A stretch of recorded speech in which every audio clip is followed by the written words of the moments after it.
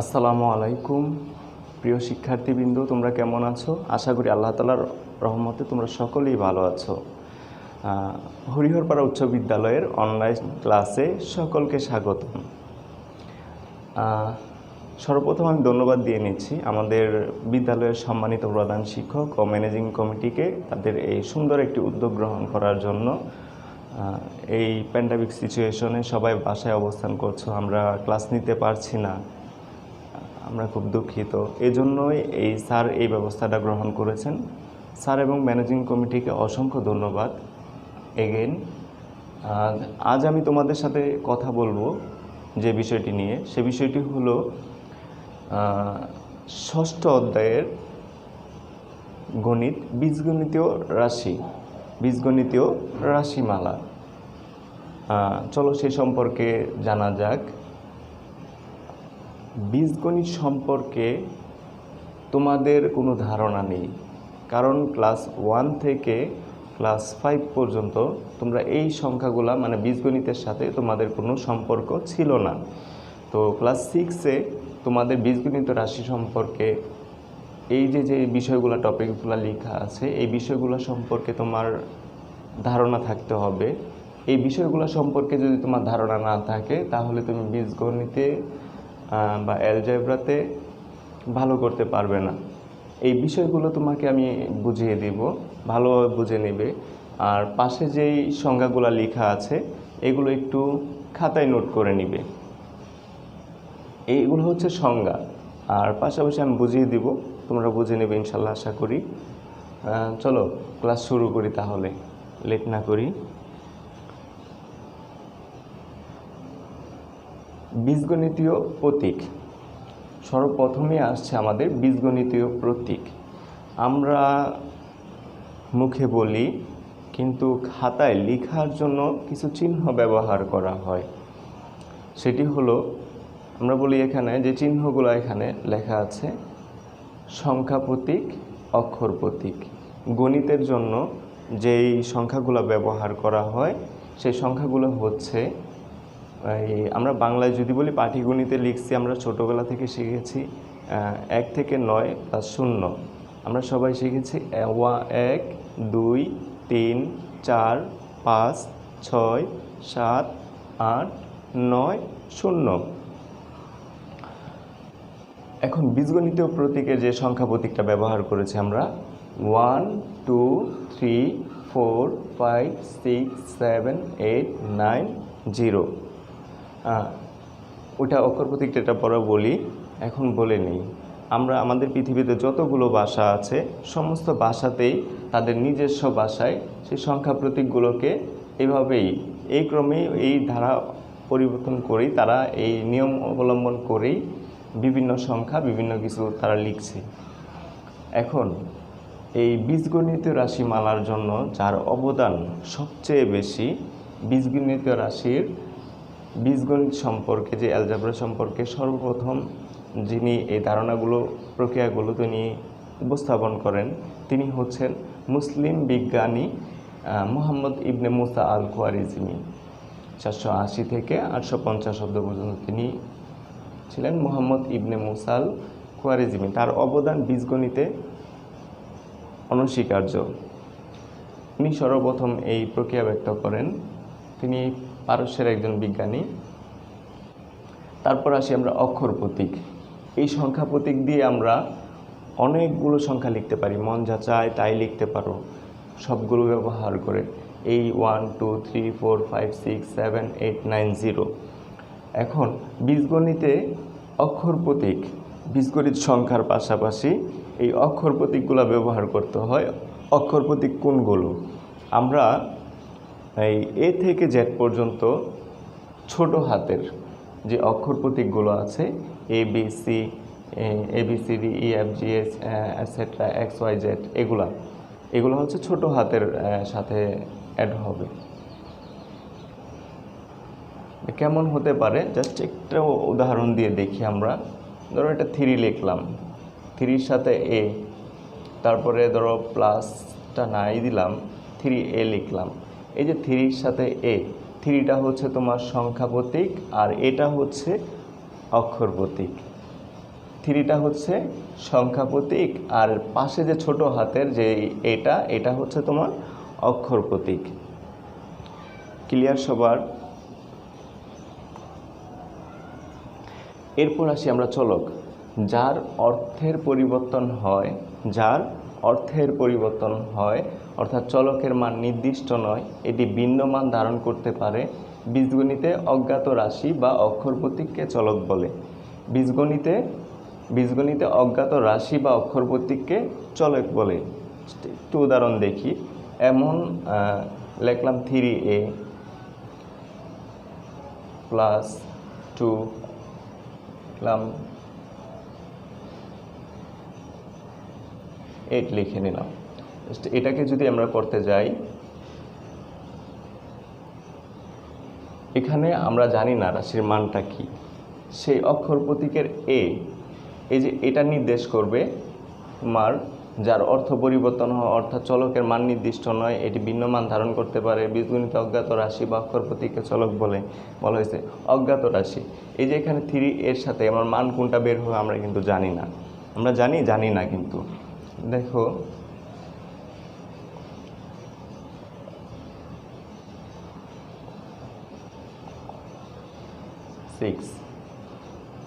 এটা গুণ আকারে আছে,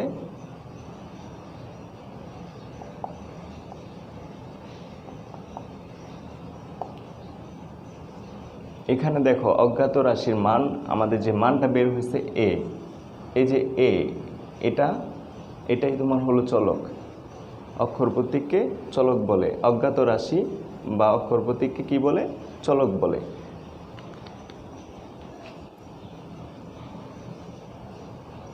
এরপর আসছে সহগ। কোনো একপদী রাশিতে চলকের সাথে যখন কোনো সংখ্যা গুণক হিসেবে যুক্ত থাকে তখন ওই গুণককে রাশিটির সাংখ্যিক সহগ বা সহগ বলে। আবারও বলছি, কোনো একপদী রাশিতে চলকের সাথে যখন কোনো সংখ্যা গুণক হিসেবে যুক্ত থাকে তখন ওই গুণককে রাশিটির সাংখ্যিক সহগ বা সহগ বলে। জাস্ট দেখে নেই একটু, এখানে বলা হলো 2a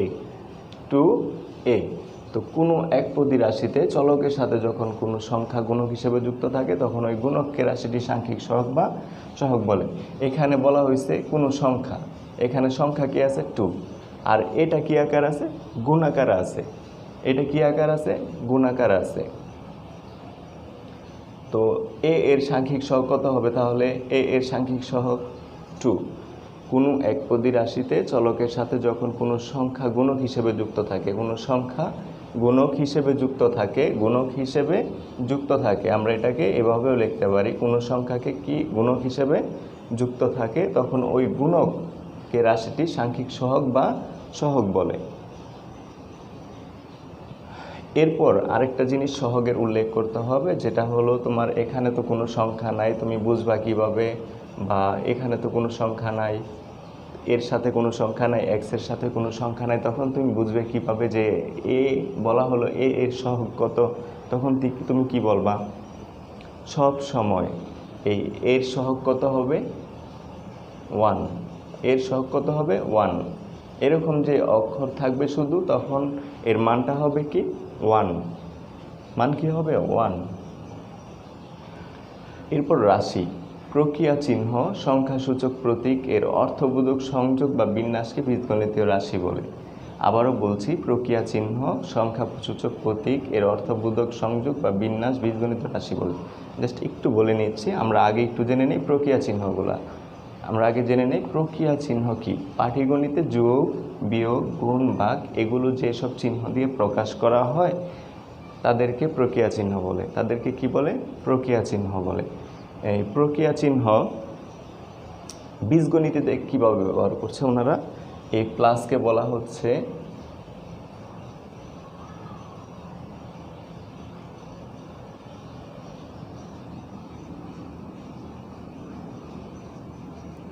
plus,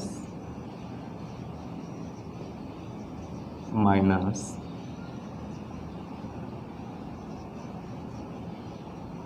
multiplication into dot. তারপরে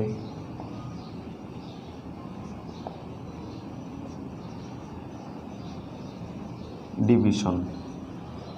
বীজগণিতে প্লাস মানে যোগকে বলা হচ্ছে প্লাস, বিয়োগকে বলা হচ্ছে মাইনাস, গুণকে বলা হচ্ছে মাল্টিপ্লিকেশন, ইনটু বা ডট, আর ভাগকে বলা হচ্ছে ডিভিশন।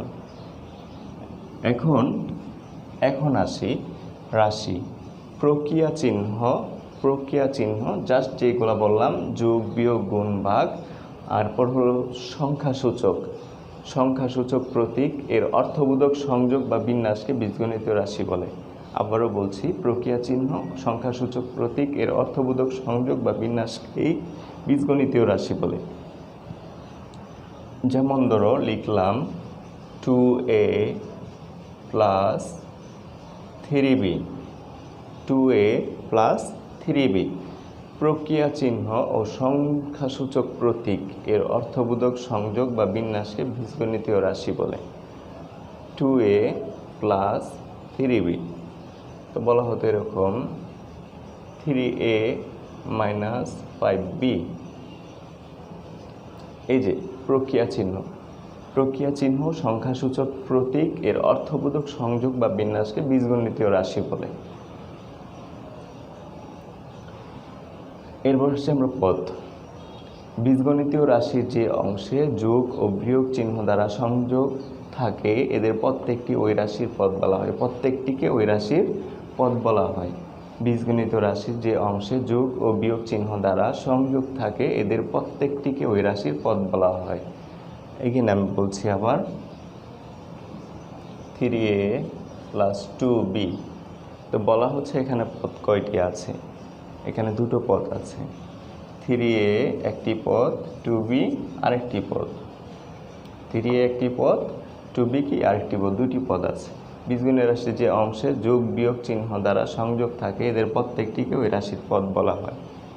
বীজগণিত রাশির যে অংশে যোগ ও বিয়োগ চিহ্ন দ্বারা সংযোগ থাকে এদের প্রত্যেকটিকে ওই রাশির কি বলা হয়? পদ বলা হয়।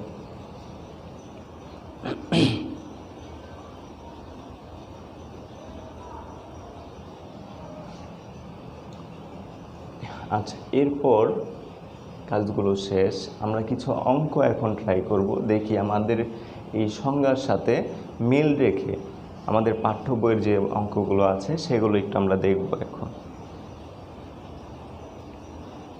মানে প্রথম 1 নম্বরে আছে এই নিচের বীজগণিত রাশি দ্বারা কি বোঝায়? নিচের বীজগণিত রাশি দ্বারা কি বোঝায়?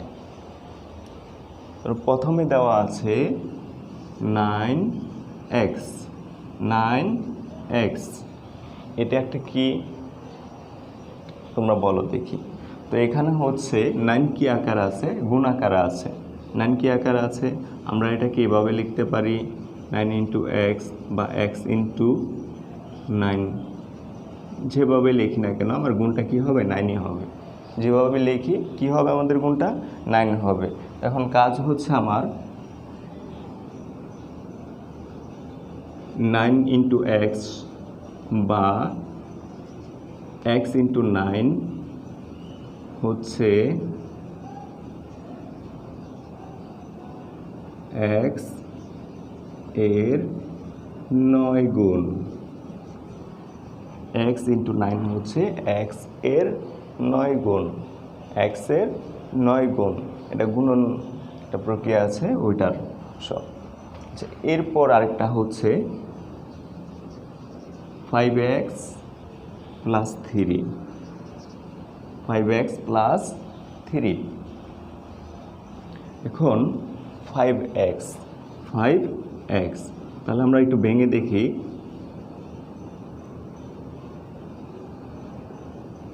5x হচ্ছে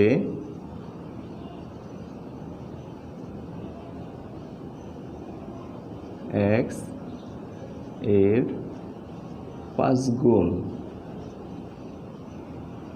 তাহলে এভাবে আমরা লিখতে পারি এখন 5x প্লাস 3 হচ্ছে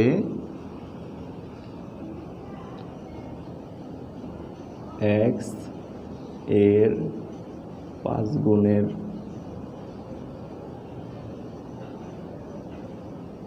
সাথে 3 যোগ x প্লাস 3 হচ্ছে x এর 5 গুণের সাথে 3 যোগ, আরেকটা দেখি,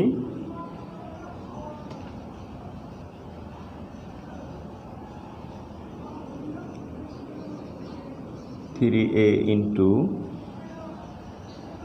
b ইন্টু 4c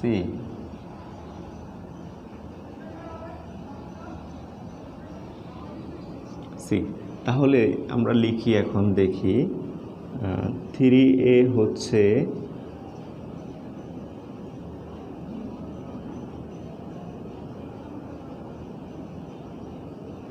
3a হচ্ছে a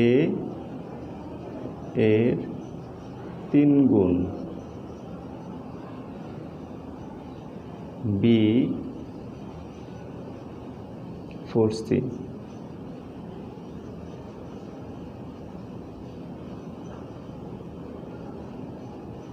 হচ্ছে c এর 4 গুণ, 4c হচ্ছে c এর 4 গুণ, 4c হচ্ছে c এর 4 গুণ, বিটা এখানে 1 আছে, বি একটা সিঙ্গেল আছে, এই জন্য আমি লিখে নিই 4c হচ্ছে c এর 4 গুণ।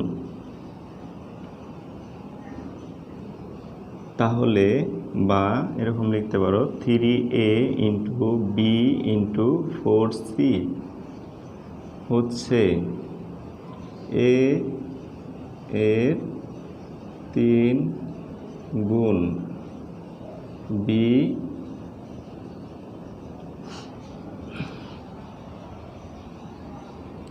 এবং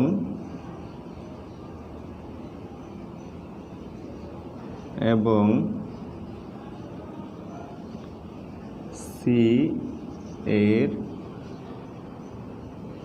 4 গুণের গুণফল।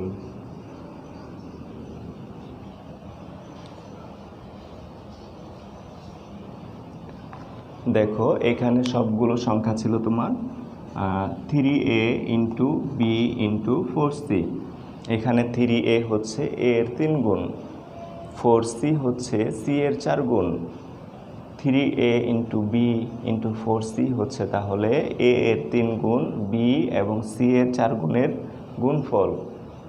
একটু মোছাই তোমরা খাতায় করে নিও।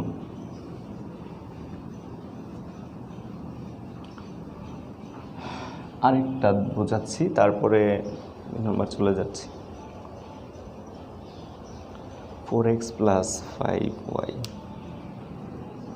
4x plus 5y equal by 2।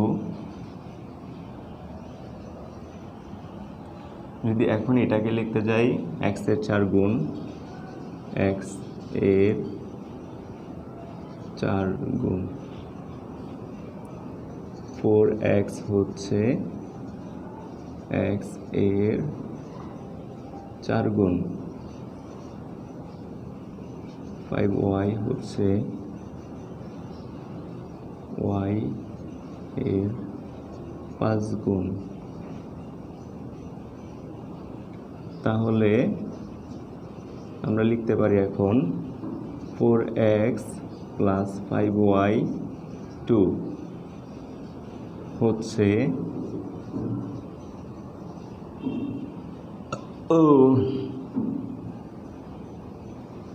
x এর 4 গুণের 4 গুণ ও y এর 5 গুণের সমষ্টি বা যোগ বলতে পারো। সমষ্টিকে 2 দিয়ে কি ভাগ, 2 দিয়ে কি ভাগ।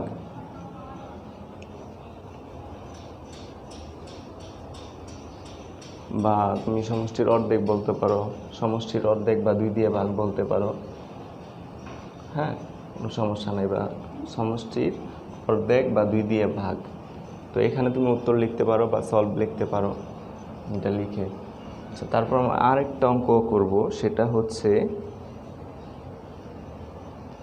যেটা তোমরা সমস্যায় পড়বে, সেটা হচ্ছে 2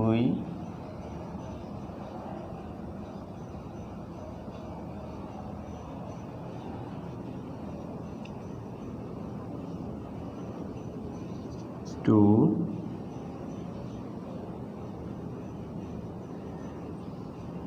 3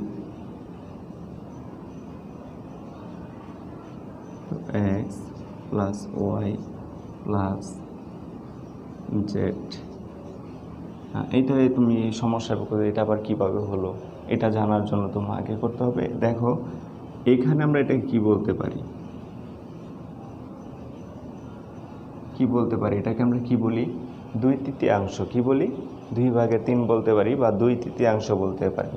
তাহলে এখানে দেখো x plus Y plus Z সবগুলা কি আছে? যোগ আছে। তাহলে আমরা লিখে নিতে পারি এভাবে, x plus Y plus Z হচ্ছে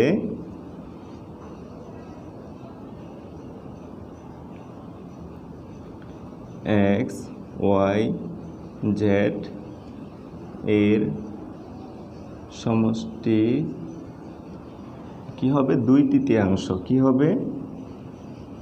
2/3।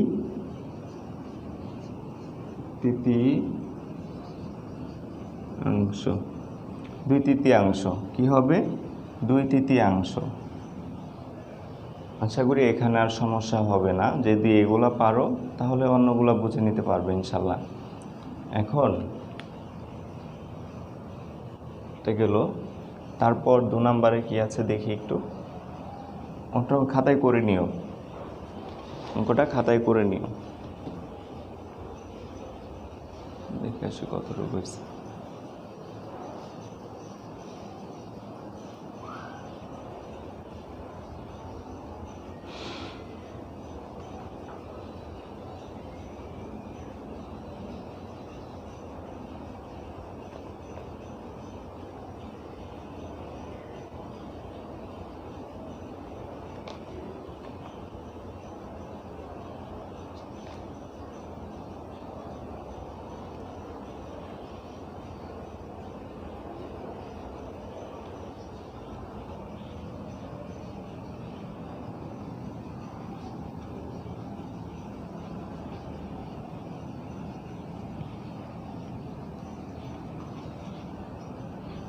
এরপর হচ্ছে 2x plus 3y into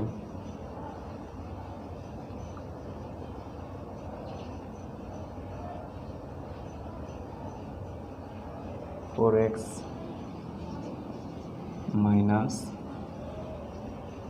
minus 5x into 8y। এখানে প্রশ্ন হচ্ছে রাশিটিতে কয়টি পদ আছে এবং পদগুলো কি কি। এখানে প্রশ্ন হচ্ছে রাশিটিতে কয়টি পদ আছে এবং পদগুলো কি কি, এবং সেই রাশি সম্পর্কে এখন চলে আসছে। দেখো, পদ আসবে, রাশি আছে। বীজগণিত রাশির যে অংশের যোগ বিয়োগ চিহ্ন দ্বারা সংযোগ থাকে, এদের প্রত্যেকটিকে ওই রাশির পদ বলা হয়। এখানে যোগ, এখানে কি আছে? বিয়োগ। এখানে যোগ, এখানে কি আছে? বিয়োগ। একটু খেয়াল করো, খেয়াল করলে তোমরা বের করে বলতে পারবে। রাশিটিতে 3টি পদ আছে। কয়টা পদ আছে? রাশিটিতে কয়টি পদ আছে? 3টি পদ আছে। কয়টি পদ আছে? 3টি। কয়টা পদ আছে? 3টি। রাশিটিতে পদ আছে কয়টি? 3টি। আবারও বলছি, বীজগণিতীয় রাশির যে অংশে যোগ ও বিয়োগ চিহ্ন দ্বারা সংযোগ থাকে, এদের প্রত্যেকটিকে ওই রাশির পদ বলা হয়। এখানে 2x একটি পদ এবং 3y 4x একটি পদ, মাইনাস এর পরের যে অংশটা আছে ওইটা হচ্ছে আরেকটি পদ। তো 3টি পদ। কয়টি পদ আছে রাশিটিতে? রাশিটিতে কয়টি পদ আছে?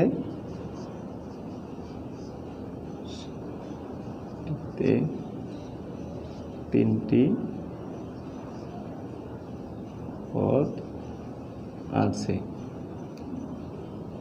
2x 3y 4x, 5x into 8y। এই তিনটা পদ। কয়টি পদ আছে? তিনটি পদ। আশা করি পদ নির্ণয় করতে পারবে। আবারও বলছি আমি, বীজগণিত রাশির যে অংশে যোগ ও বিয়োগ চিহ্ন দ্বারা এবং বিয়োগ চিহ্ন দ্বারা সংযোগ থাকে, এদের প্রত্যেকটিকে ওই রাশির পদ বলা হয়। ওই রাশির কি বলা হয়? পদ বলা হয়। এরপর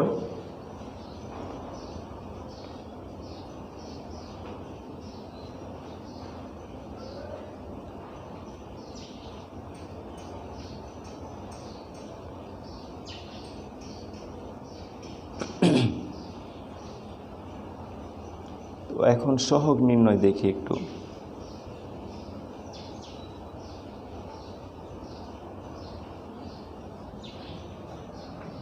সহগ নির্ণয় বলি এখন। এখানে ধরো 2 আছে, তাহলে বলা হলো এর সহগ কত? এখানে 2a আছে, এর সহগ কত?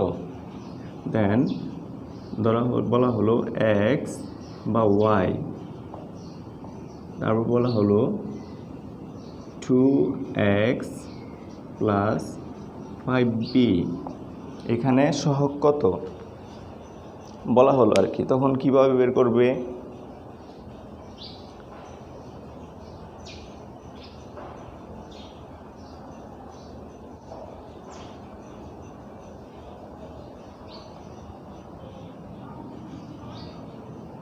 কিভাবে বের করবে এখন? দেখো, এই 2a সহগের সংজ্ঞাটা কী ছিল প্রথমে সেটা দেখতে হবে। আমাদের সহগের সংজ্ঞাটা ছিল কোনো একপদী রাশিতে চলকের সাথে যখন কোনো সংখ্যা গুণক হিসেবে যুক্ত থাকে তখন ওই গুণককে রাশিটির সাংখ্যিক সহগ বা সহগ বলে। এগেন, কোনো একপদী রাশিতে চলকের সাথে যখন কোনো সংখ্যা গুণক হিসেবে যুক্ত থাকে তখন ওই গুণককে রাশিটির সাংখ্যিক সহগ বা সহগ বলে।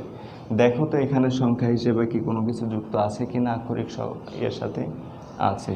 প্রথমটা দেখো আছে, এখানে 2a গুণক কোনো একপদী রাশিকে চলকের সাথে, আমরা আগেই পড়েছি চলক কি, এটা হচ্ছে চলক আর এটা কি গুণক।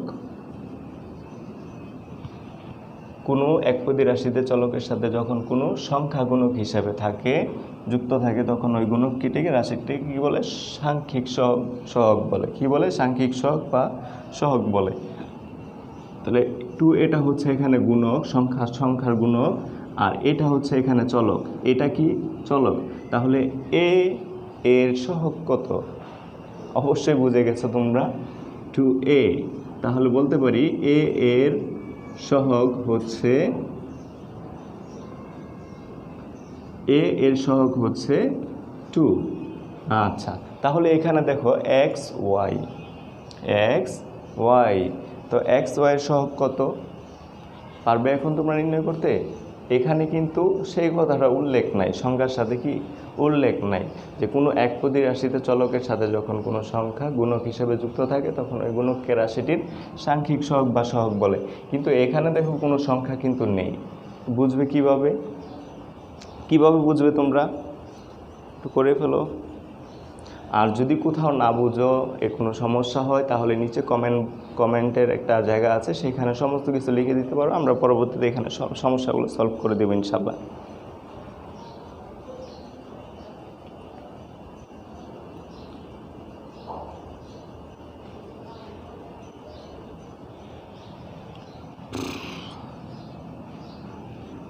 কেউ পেরেছো? না পারলে দেখো, আমরা সব সময় জানি এটা হচ্ছে এটার সাথে একটা কি আছে? উজ্জ আছে। 1টা কি আছে? উজ্জ আছে। সেটা আমাদের লিখতে হয় না। আমরা কখনো বীজগণিতে 1a লিখি না, 1b লিখি না। আমরা জানি এটার মানই কত? 1। এটার মানই কত? 1। তাহলে এখানে x y এর মানও কত আছে? এখানে x y × 1। তাহলে বলতে পারি এক্স ওয়াইয়ের সহগ হচ্ছে এক্স ওয়াইয়ের সহগ হচ্ছে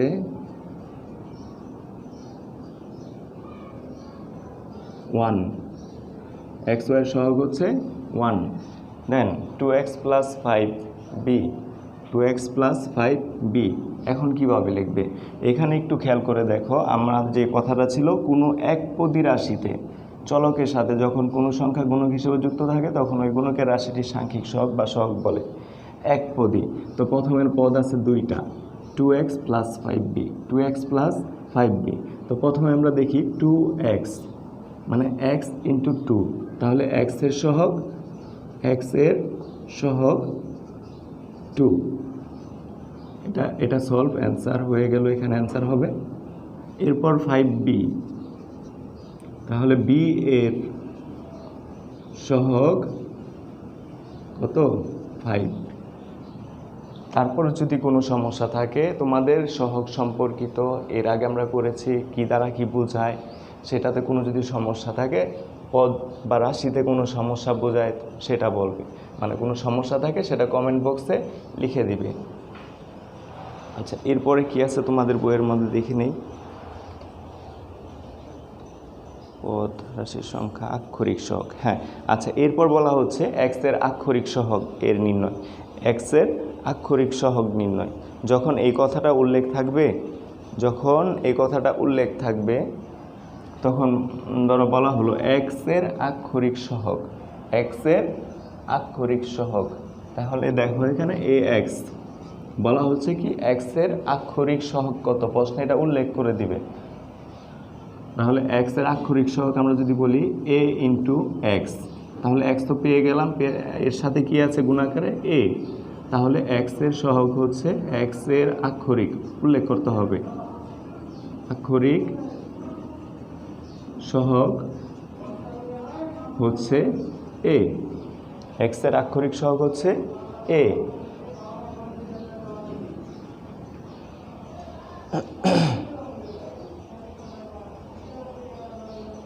আচ্ছা, একটি কলমের দাম x টাকা ও একটি বইয়ের দাম y টাকা হলে নিচের রাশিগুলো দ্বারা কি বোঝানো বলা হয়েছে? যদি একটি কলমের দাম x টাকা, একটি বইয়ের দাম y টাকা হয়, যদি বলা হয়েছে একটি কলমের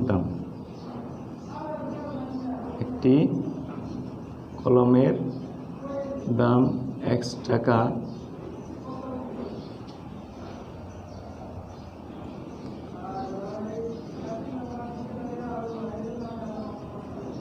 বইয়ের দাম y টাকা বলা হয়েছে,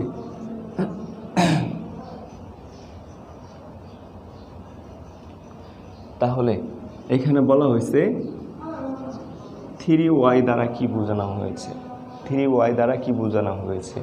তাহলে আমরা কি বলতে পারি, এখানে একটি বইয়ের দাম যদি y টাকা হয় তাহলে তিনটি বইয়ের দাম কত টাকা হবে? 3y টাকা। একটি বইয়ের দাম যদি y টাকা হয়, একটি বইয়ের দাম যদি y টাকা হয়, তাহলে তিনটি বইয়ের দাম কত হবে? 3y টাকা, 3y টাকা। যদি বলা হয় এখানে পাঁচটি বইয়ের দাম কত, তাহলে একটি বইয়ের দাম যদি y টাকা হয়, পাঁচটি বইয়ের দাম কত টাকা হবে? 5y টাকা হবে, 5y টাকা হবে। আচ্ছা, একটি কলমের দাম যদি সেম x টাকা হয়, তাহলে 7টি কলমের দাম কত হবে? অবশ্যই 7x টাকা।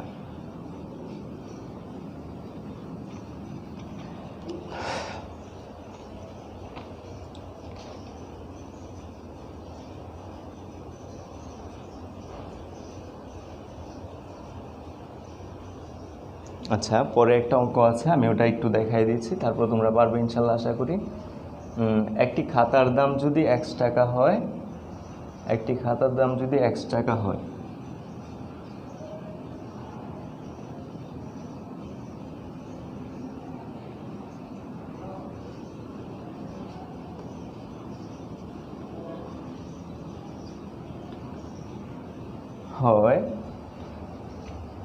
একটি পেন্সিলের দাম y টাকা,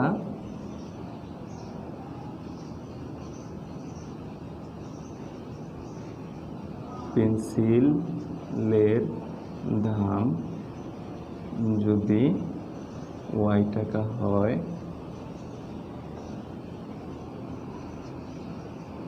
একটি একটি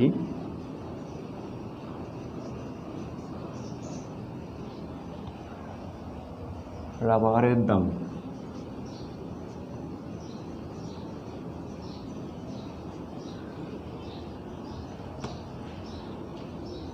জেড টাকা হয়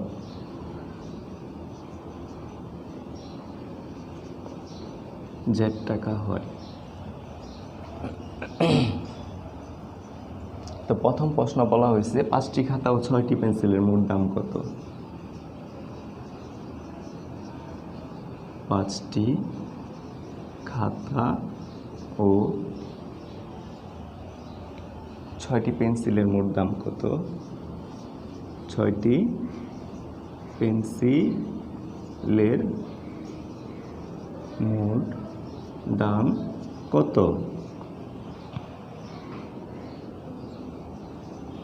5টি খাতা ও 6টি পেন্সিলের মোট দাম কত? তো এখন আমরা দেখি 5টি খাতা ও 6টি পেন্সিলের মোট দাম কত বলা হয়েছে এখানে।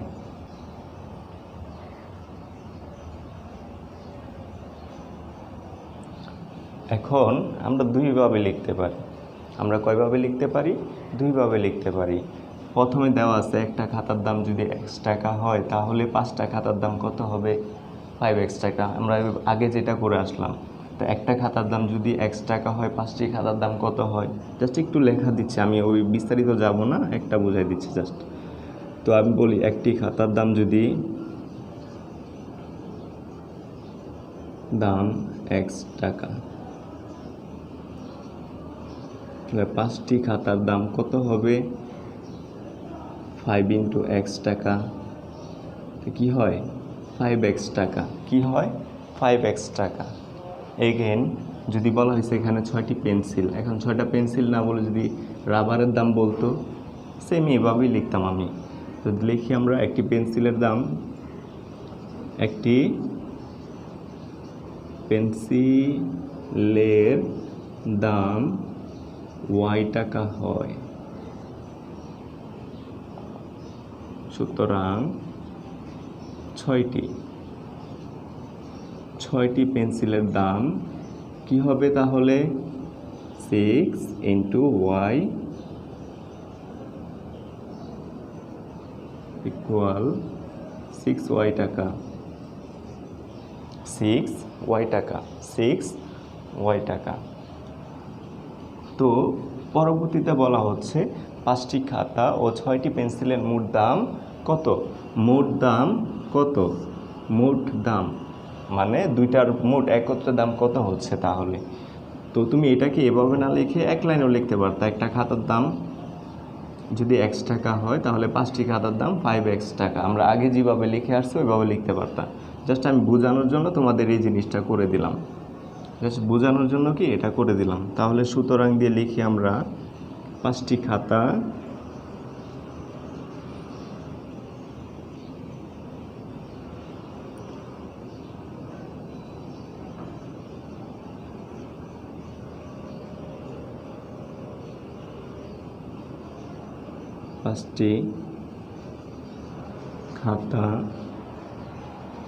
ও 6টি পেন্সিলের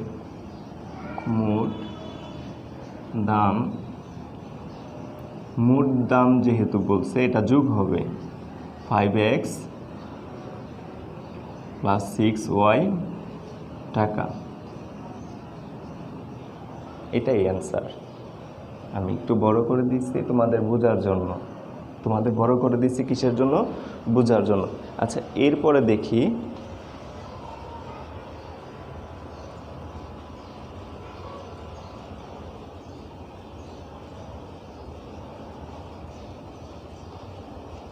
বিয়োগ নেই।